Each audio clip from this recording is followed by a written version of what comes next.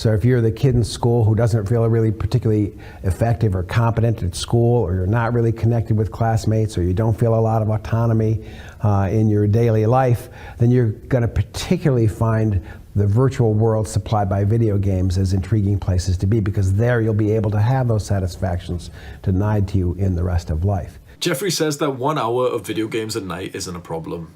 But he plays 4, 5, 6, and he delays his bedtime, and then he wakes up feeling fatigued and fucked up, and he's late for work. The rest of the day is kind of messed up. Adonis doesn't do that. Jeffrey's excuse is that video games are just a bit of unwind, a bit of rest time. But Adonis doesn't say the same thing. Adonis rests by resting. Adonis knows that you only rest by resting. Video games are not a rest. Any kind of external stimulation is not a rest.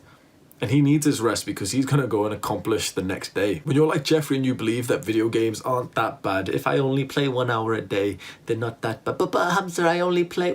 Bro. Video games allow real life losers to become winners. And I know that doesn't seem bad, or like, you know, let's give the little boy his game, you know, he feels good when he plays it. But that's the issue. He doesn't feel good in the world, and now he's escaping the world, because in the virtual world he's actually a high level. In the virtual world he's respected, and so that's his escape from his ordinary shitty life. And so in the instant gratification view, you might say, oh yeah, but today he'll be happier. Maybe he would be. But in the long term, what's it doing to him? In the long term, it's setting him up for an unideal life, and it's never going to change unless he steps away from the game. Because what happens when a video gamer quits? Nothing. If you're a gamer right now and you've tried to quit before and you did quit for a day or two, what happened? Literally nothing. You were pissed off about it, weren't you? You thought, wait, all these motherfuckers said that if I quit, that all my life would get better and I'd suddenly get six packs and I'd be really, really confident and I'd be able to hold eye contact with girls, but it didn't happen. Because what happens when a video gamer quits playing games? He goes about his normal day, apart from playing games, and he just lounges around on his phone and thinks, you know what? I'm bored. I'm not doing anything, I'm not making any progress, I may as well play some games because then I'll have a bit of fun and then I'll make some progress. So these dumbasses who quit, they only quit on the short term without actually changing the rest of their lives. They quit, and then for the 8 hours that they used to play, they just sit around just kind of thinking like, oh, League of Legends would be sure fun right now because I'm bored and I'm literally just scrolling on my phone and I'm just sat on watching YouTube, and I'd be having more fun if I was playing video games. So I may as well play video games. Well, dumbass, how about you actually go and include some good habits into your life so that you don't even need video games as the stimulus? And video games are fun is one of the biggest myths I can't believe that I have to bust, because it's almost common sense when I say what I'm about to say. If you think video games are fun, record yourself from a third person angle. Just record yourself whilst you play and count how many times you actually smile, count how many times you laugh. Almost zero. Like it might just be a couple, it might be a little bit of a handful. Maybe if you're playing on Discord and you're with your friends, this is the excuse that many people give, and they're like, oh, but I play with my friends. It's speaking to your friends, it's bonding with other humans, which is the fun part, not playing the game. You're not laughing whilst you play games, you're not smiling whilst you play games. You think you would be. I invite you to record yourself. I invite you to stream on Twitch or whatever and just rewatch the play, and you'll see that you literally look frustrated. You don't look like you're resting. You're not resting when you're putting all this stuff into your brain. You're corrupting your brain. So what are you gaining? You know, if we did advantages and disadvantages, we can't even put fun into the advantage. We can't even put rest or unwind into the advantage. What could we put into the advantage? But there was a study that said if someone plays games every day, then they've got better hand-eye coordination. Shut up, bro. Better hand-eye. Oh, video games have got better. Shut up, bro, pussy. Like, you just bring it up like unnecessary. Like, oh, they've got better reflexes. Like, shut up. Like, when is reflexes a skill that you really, really wanted to level up? It's just your excuse to say, oh, but there is an advantage. Shut up.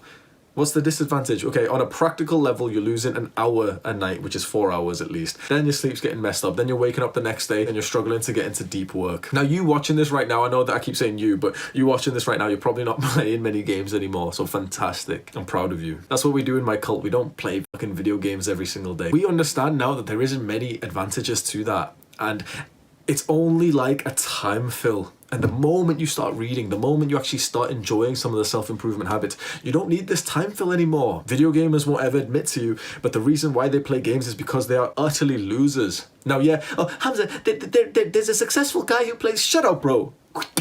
There's a successful guy who plays games, so you're wrong, Hamza. Don't bring up some anecdotal evidence like, oh yeah, there's this one guy who makes 17 million a year and he plays video. Shut up, bro. dumbass. And in fact, we found that people who are really vulnerable to video game overuse are exactly those people who are feeling deprived of basic psychological need satisfaction in their homes, schools, and workplaces. The majority of guys who play video games are losers in real life. The reason why they dive deep into the virtual world was explained by this, the lecturer guy that I've had on the screen so far, because real life didn't give them the social success that they wanted, the achievements that they wanted. But notice the words that I just used there, because this is their mindset. Real life didn't give it to them. When would real life give it to anyone? You think real life gave Adonis his success? You think life gave it to him, or do you think he took it? You don't get stuff in the game, you earn it. And this is what's so interesting about video gamers, is that they've got so much potential, like an insane amount of potential. If you're a video gamer, if you're a nerd, you would do so well in real life. Your self-improvement is literally just waiting for you to dive deep and start thinking of self-improvement as the game. When you've been grinding on fucking virtual skills and you've got 99 rune crafting, that takes like 7 years. You've spent that many years just clicking on the screen, the altar, and just clicking the pure essence and just doing stuff on RuneScape, on World of Warcraft, even on League of Legends and Fortnite. You've literally built up, you understand how the world works, you understand how to level up, and it's just a shame that you just won't do it in real life, because real life is uncomfortable. The games are uncomfortable. Like, there's some kind of punishment for dying. In a lot of the games, if you die, you have to wait like 30 seconds, and that 30 seconds feels like a long time in a game. Even though that's uncomfortable, whatever metrics they've put in the game to punish the loser, the discomfort that comes from real life challenges is 100 times harder. And so this is the tricky part. We have a whole generation of guys with untapped potential that's not being unleashed, because there's nothing inherently wrong with these guys. There is nothing. They could be at my level. I am at my level. I am a video gamer. I spent my entire life playing video games every single day. And even though I was only allowed to play like 1 or 2 hours because my family wouldn't let me play, I'd obsess about it for the rest of the day. That's where it gets so disgusting, because think about that. Think that I only was allowed to play a couple hours a day. You're only playing video games for a couple hours, right? But for the rest of the time, your mind is corrupted because you are so addicted to that substance, that drug, that you want to go back there. And so for the rest of the day, I wasn't working on school. I wasn't doing my homework much. I wasn't doing really anything extra to excel, because I was thinking about leveling up in the game. When you have a game to level up in, you don't want to level up in real life as much. Because why would you? Why, if you're really, really absolved in a game and the game makes you feel happy, gives you the real rewards, right? Why would you want to train your strength in real life and actually feel the physiological pain of your muscle soreness when you can just go and train your strength on RuneScape and just click the cows? That's so much more comfortable. And then it's such a trap. Just to give you one concrete example of that, we interviewed a man who was really a strong video game overuser. He was playing 35 to 40 hours a week of video games while working his full-time job. When we asked him, why are these games so compelling to you? He said, look, I've been on my job now for 20 years and I never level up. But I can go home every night and level up and feel effective. And we can see right there the needs density hypothesis in operation, which is somebody who's not finding satisfactions in a real world can readily find them in a virtual world. But it's exactly like a drug. Like, video games are genuinely a drug. And I know that sounds so cliche, and it sounds like something like a 40-year-old white woman would say, 40-year-old Karen would say. But it's so true. They literally act exactly like a drug, where you get hooked onto the substance. Your friends, your friends, like literally people who are only your friends whilst you play the game. And what happens after you stop playing? They're not your friends anymore. You speak to them far less. They invite you in to start doing the drug together. You do the drug together, and it's actually really, really fun. You feel part of this social community. You feel so good. You got some kind of title and achievement. Everyone respects you. And so you keep coming back for the drug. You keep coming back for the drug. Eventually, 1 hour of the drug, one take of the drug wasn't enough, and you have to increase it because your tolerances went up. And now if you try and step away, you've got withdrawal symptoms. Video games are exactly a drug, and my generation are addicted to them. And so there's this argument. Oh, but 1 hour a night isn't bad. Like I said at the start, okay, 1 hour is a lie. That is a myth, the 1 hour of video games a night. That is a myth. There is no such thing as 1 hour of video games. No one's setting a timer for 60 minutes, because it's not even 60 minutes. By the time you've started the hour, you don't have an hour. You've got like 59 minutes. By the time you've loaded up the game, you've got like 52 minutes. You're waiting for that one dumbass friend to make his lunch before he plays. You've got 42 minutes. You've got the space of one league game if it's not a long game. No one is playing an hour. It's just the hour is like the nice excuse to say, oh, but you're wrong because I'm allowed to have an hour of resting time, but it's not rest.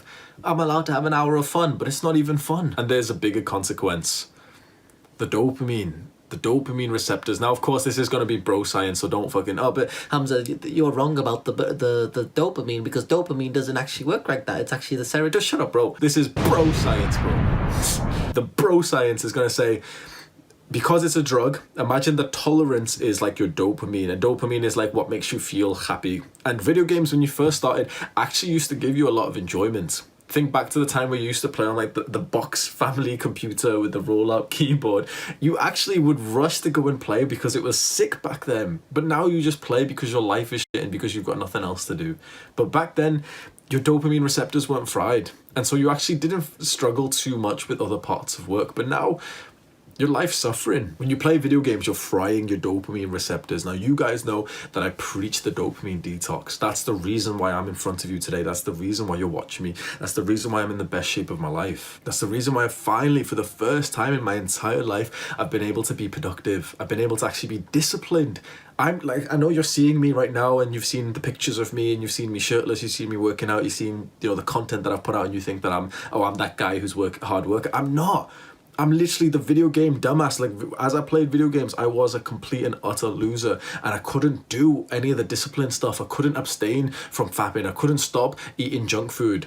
The moment I stopped playing video games completely, and then I stopped, the social media and all this shit, and actually stopped frying my dopamine receptors, it's like the smallest things are actually fun for me now.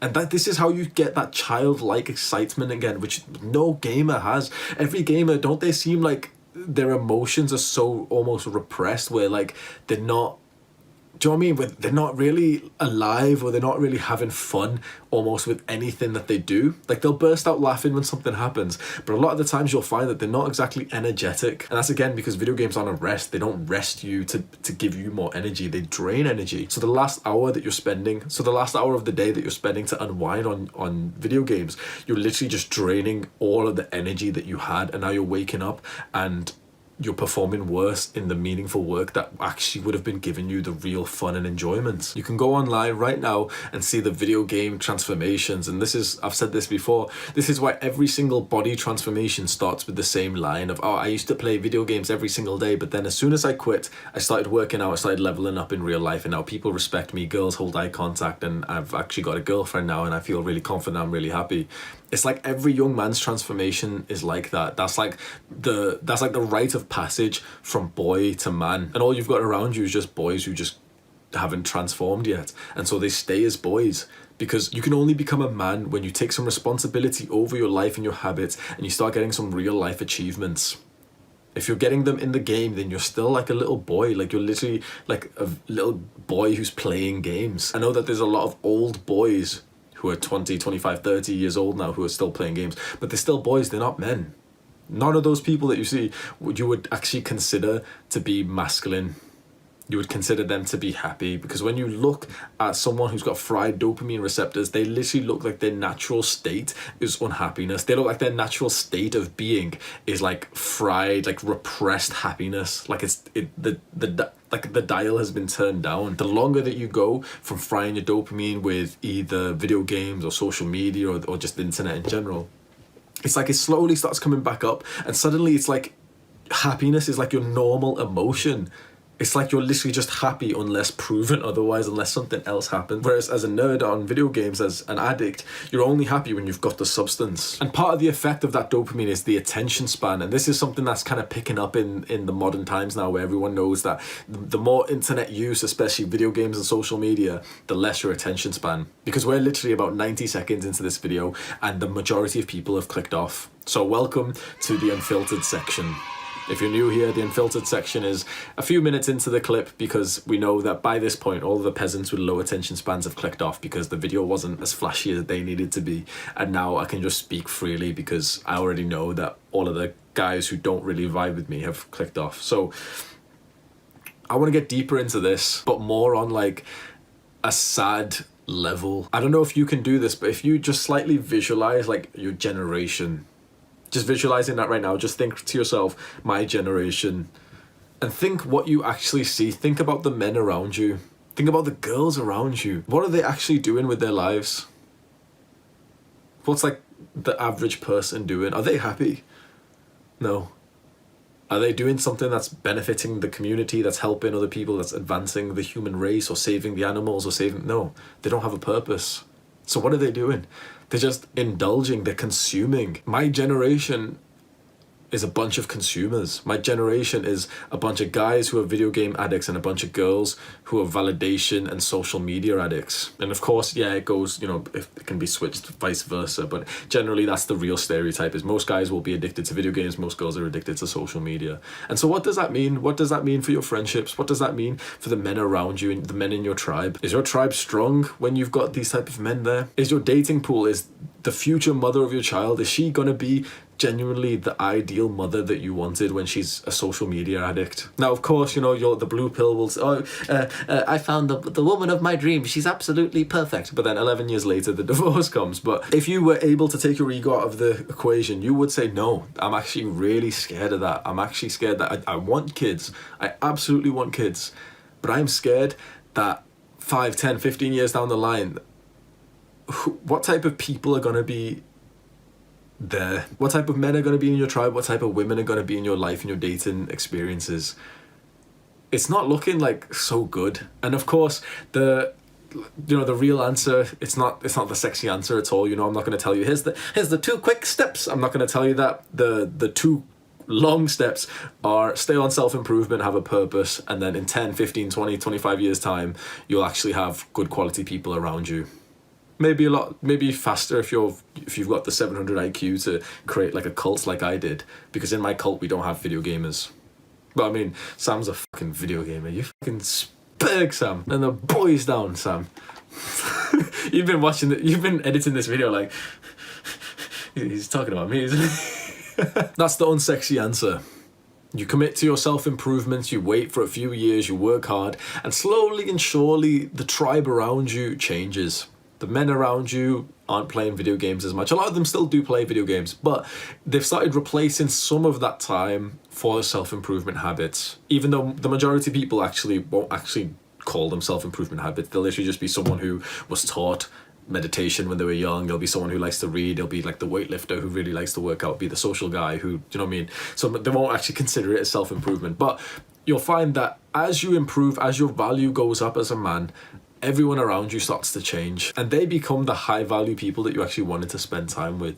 And so there is a bit of this transition period, which I found is incredibly hard for you because you're probably at like the earlier stages of your self-improvement. And this transition period is where most guys slingshot back. So if you don't pay attention, honestly, that could happen to you, and it genuinely could. Even if I know that you're in my cult, you've joined the group, and you're committed onto this, but you are at the sensitive period where you could slingshot back because you've invested a decent amount into this. But think about how many hours, how many years, or how many months maybe you've been onto self-improvement. It's not that much. And then think about how many hours, how many years you've been into the normal life. You've been a consumer. You've been surrounded by consumers. You've got friends. You've got best friends who are consumers. You've got family who are consumers. It's most of your life. So we're like almost fighting an uphill battle to get you far away from that life. There is actually a big possibility. I see this so often where the young guys who come over exactly like you, and they slingshot back to normal life, because normal life has its hooks on you. You can't get so far away from the circle that you were raised unless drastic things happen. And so before I close this video down, I want to remind you of what the pathway, the trajectory is. And remember, it's not sexy. It's not like I'm not fucking selling you anything. I'm not gonna say, oh, if you buy the course, I'll fast track your, I'm not gonna say that shit. It's not sexy. It takes a while. It takes a lot of hard work. There's a chance that you fail, but if you're watching this far of the video, if you're a part of my cult, you're part of the group, you've been staying accountable, you've been following the videos and the advice, there is a good chance that you'll also succeed. And so the trajectory is that you've recently just started, you're only a few months or a year or so in to your self-improvements, and so you're just trying to get consistent into the behaviors. And these are the behaviors, these are the crucial ones. Even though at times they will almost start to feel insignificant to you, it's those basic behaviors, the daily exercise, the daily gratitude journaling, the daily meditation, the daily reading that will change your life. Because once they are set in stone, even when you don't feel like it, when they are set in stone, it's like your life has actually now like transformed. When meditation and exercise and journaling becomes as normal as eating and sleeping, now your life is changing. That's why we drill on those habits, the conventional self-improvement habits. We focus almost entirely on just getting them in the first period of your self-improvement. And then there comes a time where you actually start to feel like you've started to satisfy each and every part of the Maslow's hierarchy, and you're actually getting close to self-actualization. And so the main goal of your initial self-improvement period is to just look at this triangle and try to fulfill each and every need. Once each and every need is fulfilled and you're at the point of self-actualization, you can imagine that your cup has been filled to the brim. Now is the crucial part. Once you have this feeling of abundance and this feeling of confidence, you'll immediately know, because you'll almost automatically start helping other people, because you'll almost automatically actually have the energy to start doing that. In the transition period before the first period of self-improvement, you actually feel like you can't really help people. You've got to prioritize yourself. You don't want to have, like, you don't want your parents to tell you anything. You really don't want your parents or your partner or anyone to tell you any kind of tasks or obligations or responsibility, because you just want to focus on your own thing. Then there's a transition period where you actually want your parents to ask you to like hoover the house or to ask you to carry something, and you're actually proud of it because you're thinking, okay, I've been working out, now my mum's actually asking me to carry the shopping. Okay, I'm going to do it. I'm going to grab all the bags and do it in one trip. Because my cup is full. So we're going to fill your cup up first. Fill your cup up, reach the point of self-actualization. Then you begin to really double down in helping other people. Now you are the pourer. You've started pouring, not your own cup, but like you've got excess anyway. You've literally got more and more water just falling into your cup. So now you're just pouring you've grabbed your friend's cup. You're like, oh bro, come here. You keep spilling all of it. Let me fucking fill it up for you, bro. Here you go, dumbass. That's what you do. And you're going to find this sensitive period, you must have this mindset to help other people. You must. So many guys in this red pill idea, this big alpha male, like, no, I'm not going to help anyone. Shut up, bro. If only for the selfish benefit that you get, when you help other people, your life gets so much better. Your self-improvement goes then on to the next level. Why would you deny yourself that privilege? You'll be stuck forever in this second period where like you spend the rest of your life obsessing over money, and you can never make enough money, and you spend the rest of your life just awkwardly without many friends, but you kind of got a couple friends but you don't really trust them, and you get like one good girl every 10 years of your life. What a shit little existence to stay in this part. When you start filling up other people's cups, yours was already full, right? And so most people would think, oh, because you've been pouring yours in. No, we don't pour our own into there, because we've already created the stream of like so much energy and whatever the fuck this is. So we've taken their cup, we're filling it up. The more you fill up other people's cup, your cup gets bigger. And that means that your cup now is literally like, it has the capacity to do even more and more and more and more. You have the capacity to do some insanely beautiful things that, like, I know it's cliche and it's cringy, but you literally have the capacity to change the world when you start with your self-improvement. I hope you can believe that. And if you can't just yet, obviously you're in one of the first few parts, and so you're thinking, no, like changing the world, that sounds really scary. I just want to do my own thing. I'm struggling to meditate. Hamza, I've been playing video games. Okay, that means you're at the first pit. Your cup's not full yet. Don't ever feel guilty for that. If your cup's not full, if you're currently someone who's struggling with playing video games, or if you're one of the 3 girls who watch my channel and you're struggling with the constant conversations and the Snapchat and the Instagram and the validation and all this shit, then you still need to fill your cup first. This needs to be your priority, because you can't help other people. You can't grab someone else's cup and help them fill it up when yours isn't full first. Fill yours first. Then you start filling other people's, and then your cup gets even bigger, and then you have the potential. It's like you've increased your potential. You're that cringy line that, oh, reach your potential. Well, now, yes, you've reached your potential, but when you help other people, it's like your potential goes even higher. Because once you start helping people, it's almost like a business where you start thinking, okay, I can help a certain amount of people right now. I feel good. How could I scale this? Because right now I can only help a couple of people because, it's limited to my time. I'm spending 20 minutes with each person. How could I scale this? How could I scale in a way that I could help 100 people? 1,000 people, 1,000,000 people. And when you start getting to this point, you will actually start to figure out the answer. And I think you can kind of see that I've started to figure the answer out. Just remember one thing. Do the hard work, especially when you don't feel like it.